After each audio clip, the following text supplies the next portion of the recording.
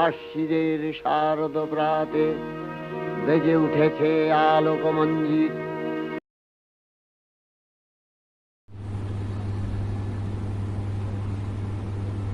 বাবা,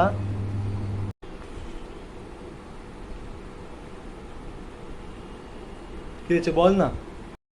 আসলে দুর্গাপুজো আসছে তো, তাই একটু টাকা দাও না, জামা কাপড় কিনবো। ও, তোর টাকা দরকার? এনে। হ্যাঁ, 20 টাকা? এতে তো আমার চাড্ডিও আসবে না। আর একটু বাড়াও, 500 টাকা অন্তত দাও। 20 টাকা দিচ্ছি, আবার বেশি বাড়াবাড়ি করছিস।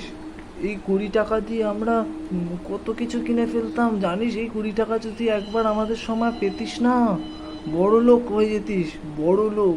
আমরা তো মনে করতাম এই 20 টাকা যেন আমাদের কাছে ভগবানের মতো। যাও, দিতেই হবে না 20 টাকা। হ্যাঁ, দেখে নেবো কত ধানে কত চাল।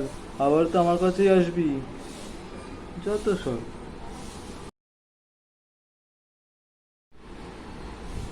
বাবা, দরকার তো, পুজো আসছে তো, বুঝতে পারছি।